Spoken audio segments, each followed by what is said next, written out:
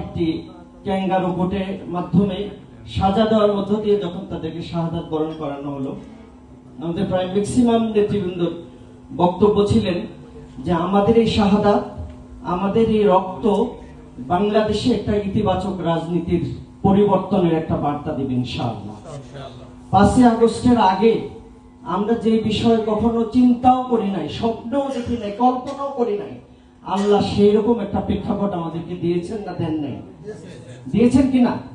দিয়েছেন। এবং বাংলাদেশে আজকে যে পরিস্থিতি তৈরি হয়েছে, যেই গণজোয়ার সৃষ্টি হয়েছে, সকল মত এবং পথের মানুষ এক মোহনায় এসে উপনীত হয়েছে, ইনশাআল্লাহ আগামী দিনে আমরা এমন একটা পরিস্থিতি, এমন একটা হলো চূড়ান্ত বাস্তবতা দেখতে যাচ্ছি যে আগামী যে 26 সালে অনুষ্ঠিতব্য জাতীয় নির্বাচনে বাংলাদেশ জামায়াত ইসলামী বিপুল সংখ্যক আসন নিয়ে এদেশের মানুষের আশা আকাঙ্ক্ষা পূরণ করবে ইনশাআল্লাহ।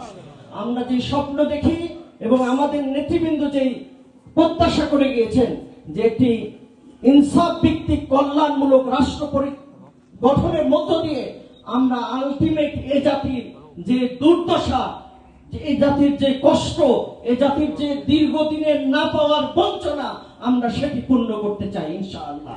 সম্মানিত ভাইরা আমার, আমি শেষ কথা এটুকু বলে শেষ করব যে আজকে আমাদেরকে মনে রাখতে হবে, আমরা ঈশ্বরদী এবং আটঘরিয়া আসনে আমরা নেতৃত্ব দিব, আগামীর জনগণের সমস্যা সমাধানে আমরা ভূমিকা রাখবো।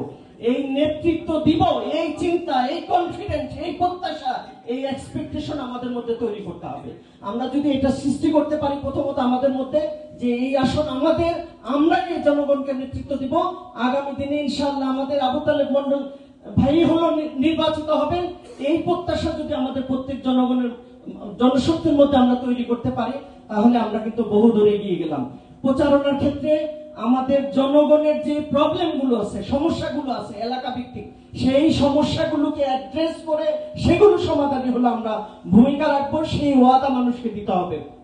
এবং সর্বশেষ আমরা অবশ্যই প্রচারণার ক্ষেত্রে আমাদের যত ধরনের সুযোগ সুবিধা আছে, আমাদের যত ধরনের স্কোপ আছে, ওয়ে আছে, অপরচুনিটি আছে, সবগুলোকে আমরা কাজে লাগানোর মধ্য দিয়ে ইনশাআল্লাহ আগামী ইলেকশনে আমাদের আমিরে জামাতকে এই আসনটি উপহার দিব, এই প্রত্যাশা রেখে আমি আমার কথা শেষ করছি। আসসালামু আলাইকুম ওয়া রাহমাতুল্লাহ।